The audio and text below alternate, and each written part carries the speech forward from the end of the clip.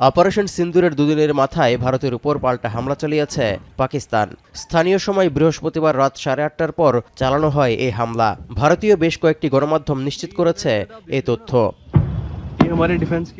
India টুডের প্রতিবেদনে বলা হয়, যুদ্ধ বিমান, মিসাইল, ড্রোন ও আর্টিলারি শেল ব্যবহার করে এই হামলা চালিয়েছে পাকিস্তান।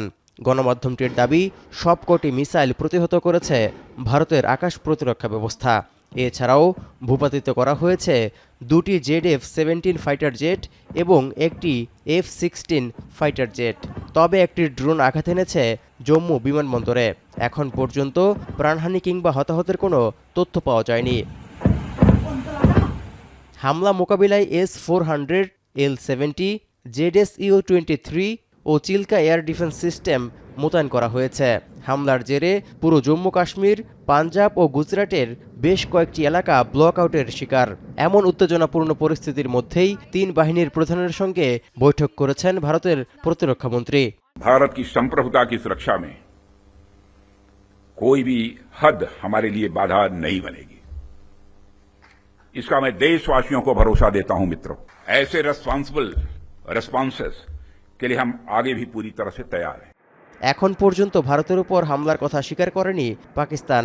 উল্টো পাক গণমাধ্যম জিও নিউজের দাবি, আজাদ কাশ্মীরের বেশ কয়েকটি এলাকায় আর্টিলারি শেলের মাধ্যমে হামলা চালিয়েছে ভারত। এমনকি পাকিস্তানের হামলার পর লাহোরে পাল্টা হামলা চালিয়েছে ভারত, এমন খবর প্রকাশ করেছে দেশটির বেশ কয়েকটি গণমাধ্যম। এর আগে ইসরায়েলে তৈরি ভারতের 25টি ড্রোন ধ্বংসের দাবি করেছে ইসলামাবাদ। তবে ভারতের 15টি শহরে হামলার চেষ্টার অভিযোগকে কল্পকাহিনী হিসেবে উল্লেখ করেছেন পাকিস্তানের পররাষ্ট্রমন্ত্রী ইসহাকদার। অন্যদিকে নয়াদিল্লির সামরিক স্থাপনায় হামলা চালানো হবে বলে হুঁশিয়ারি দিয়েছেন প্রতিরক্ষা মন্ত্রী খাজা Asif. We will not hit the civilian population, not at all. We'll refrain from that, but we'll definitely hit their military installations.